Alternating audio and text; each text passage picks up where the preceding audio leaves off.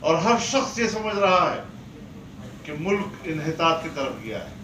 اب دو چیزیں، ملک کے اندر آپ کا عوام ہے، ملک سے باہر ایک بین الاقوامی برادری ہے. اگر آپ نے معیشت کو مضبوط کیا تو پھر عوام آپ پہ اعتماد کریں گے، لیکن اگر آپ نے ملک کی معیشت کو مضبوط کیا تو دنیا کے مفادات آپ سے وابستہ ہو جائیں گے. عالمی برادری آپ کو اپروچ کرے گی، آپ کے ساتھ کاروبار کرے گی، آپ کے ساتھ معاملات کریں گے. ہم نے ملک میں معیشت کی رہی صحیح ساکھ بھی ختم کر دی، اور جب 2017-18 کا بجٹ پیش ہو رہا تھا تو سالانہ جی ڈی پی کا گروتھ ریٹ 5.5% تک ہے. اگلے سال کا ہدف 6.5% تک پارلیمنٹ میں بیان کیا گیا. لیکن اس حکومت نے آنے کے بعد ہمارے ملک کے سالانہ ترقی کا تخمینہ 0 سے بھی کم لے آیا. ملک کی معیشت کمزور ہو گئی. جب ملک کی معیشت کمزور ہو گئی تو پھر آپ کو کوئی ملک اپنا پیسہ دے کر ضائع کرنے کے لیے تیار نہیں ہے. اس حوالے سے ہم اپنے دعوے میں سچے ثابت ہوئے ہیں، اور آج بالاتفاق تمام سیاسی جماعتوں نے، اپوزیشن کی جماعتوں نے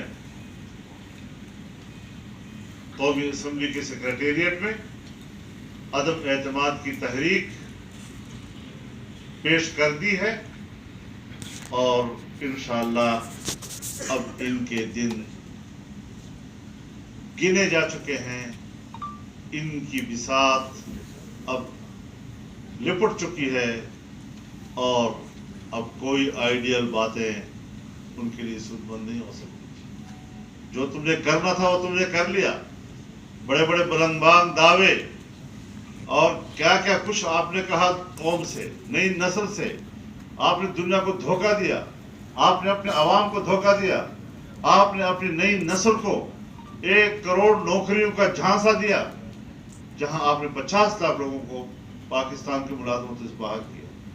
آپ نے 50 لاکھ گھروں کے بنانے کی بات کی، آپ نے 50 لاکھ گھر گرا دیے لوگوں کے، اور پورے ملک کے مناظر دیکھیں. اس حوالے سے میں گفتگو میں کوئی تکرار نہیں کرنا چاہوں گا، لیکن ہمیں آئیڈیل باتیں نہ کہا کرو.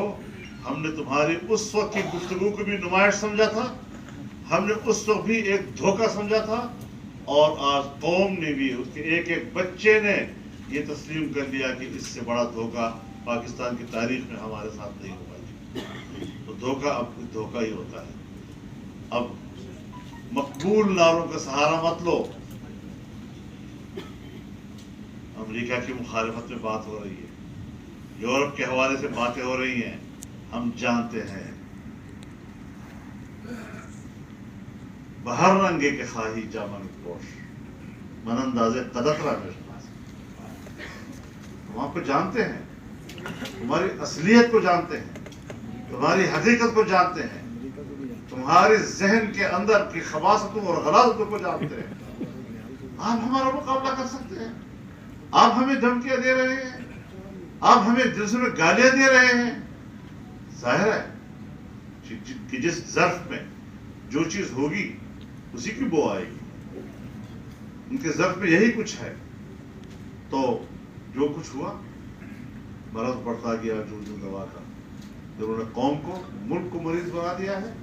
انشاءاللہ العزیز جو اپوزیشن اس وقت آپ کے سامنے ہے، سیاست چلتی رہی، اتفاق و اختلاف بھی ہوگا، لیکن ملک کی مفاد پر ہم متحد ہیں. چائنا کی بات ہے، پیپلز پارٹی کی حکومت تھی، وہ بھی انگیج رہی اور سی پیک کی طرف بڑھ رہی تھی.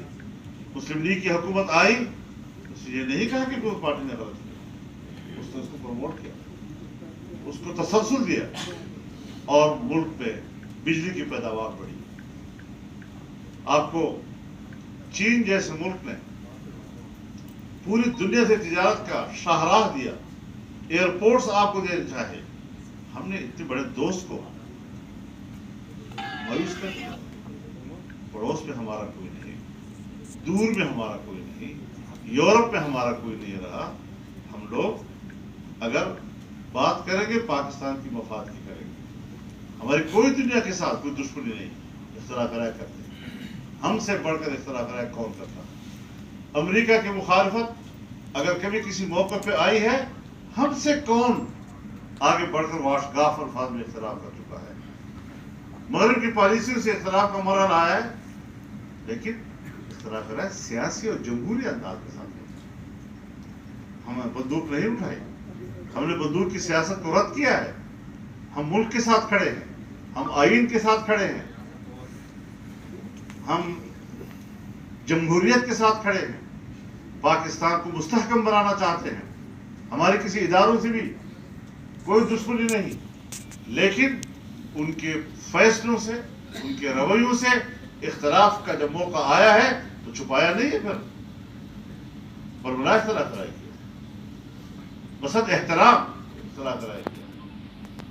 अपने मुल्क में रहते, अपने मुल्क में किसी के साथ कोई दुश्मनी नहीं हुआ करती, लेकिन मुल्क को आगे ले जाना है। और हमने जो कौम के सामने बात की थी, जो ऑपरेशन किया था इनका, जो इनकी हकीकत बताई थी, आज वो सच साबित हुई है। और इंशाअल्लाह और अजीज अदम एतमाद की तहरीक पेश हो चुकी है और हम कामयाबी पर यकीन रखते हैं। और 3.5 साल से मुल्क को हर हवाले से जिस तरह इन्हितात की तरफ धकेला गया है, मैं उनकी गुफ्तगू की तायीद करते हुए ये बात आगे बढ़ाऊंगा कि हमें कोई खुशफहमी नहीं थी। हमें उनके 10-12 सालों से आइडियल गुफ्तगू वो सब के सब नुमाइशी ही नजर आ रही थी। जब से उन्होंने NGOs के जरिए से मगरबी तहजीब को प्रमोट करने की कोशिश की, हमने उसी वक्त कह दिया था कि ये पाकिस्तानी नहीं है, ये किसी बैरूनी एजेंडे का एजेंट है।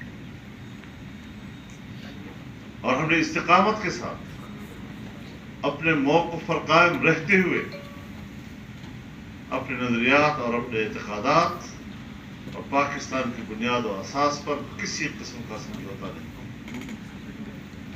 न वक्ती किसी मसले पे, न किसी मुस्तकिल पॉलिसी के उमूर पर। 2018 में जो इलेक्शन हुआ, हमने इलेक्शन के बाद 1 हफ्ते के अंदर अंदर एक मुत्तफ़क़ा मौक़िफ़ उस वक्त तैयार कर लिया था कि इलेक्शन नाजायज हुआ है, अवाम का मैंडेट पर डाका डाला गया है, हम इसके नताइज को तस्लीम नहीं करते। और उसके बाद फिर तहरीक का आगाज हुआ। मुख्तलिफ सियासी जमातें, हर जमात का अपना एक प्लेटफॉर्म, उसकी अपनी एक सोच। ये जमहूरियत का हुस्न है। जमहूरी दुनिया में इस हद तक तफावत चलता रहता है, कुछ तरजीहात में फर्क आ सकता है, लेकिन बुनियादी मौक़िफ़ कि अवाम के मैंडेट पर डाका डाला गया है और हम इस हुकूमत को तस्लीम नहीं करते, हमने कोई झोल नहीं दिखाई इस हवाले से।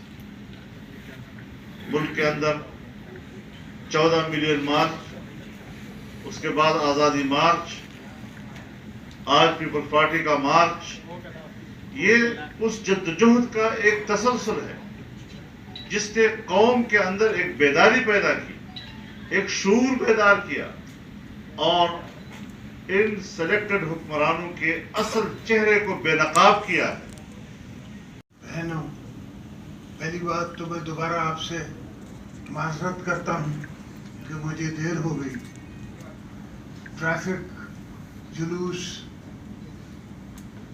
मुझे बिलावल के पास भी हाजिरी लगानी थी, वर्कर बेचारे थर से कराची से पहुंचे हुए हैं, बाबा भिट के आइलैंड से पहुंचे हुए हैं, उनके पास हाजिरी लगानी थी, उनका शुक्रिया अदा करना था, उनसे कुछ प्यार करना था। दोस्तों, मैं आपको एक आपकी हकीकत बताता चलूं। जर्नलिज्म डेमोक्रेसी का एक बहुत बड़ा सतून है। हमने हमेशा इसमें बिलीव किया। जब बीबी साहिबा 88 में पावर में आई तब पेपर इंपोर्ट होता था और वो इस्लामाबाद करता था पेपर इंपोर्ट, परमिट देता था। हमने वो उस पे सारे बैन हटा दिए, इंपोर्ट ऑफ पेपर फ्री कर दिया। वैसे मैं आपसे एक खुश खबरी शेयर करते चलूं कि आज हामिद मीर जो है वो बहाल हो गया है। तो one hand for Hamid Mir coming back. Hamid Mir का सवाल हामिद मीर नहीं है, हामिद मीर का सवाल आपकी बरादरी से है कि किसी का कोई भी कितना भी मजबूत हो, डेमोक्रेसी में उसको ये हक नहीं पहुंचता किसी और की जुबान बंद करे। मेरे 5 साल प्रेसिडेंसी में बैठ के और सारे जर्नलिस्टों ने मुझसे इख्तलाफ भी किया, मुझ पे तोहमतें भी लगाई, मैंने बर्दाश्त की। ये जमहूरियत है, ये हमारा तरीका है जमहूरियत का। मैं तो मौलाना साहब से कहता हूँ ये सब मुझे सवाब देते हैं, इसलिए मैं इनको कुछ कहता नहीं।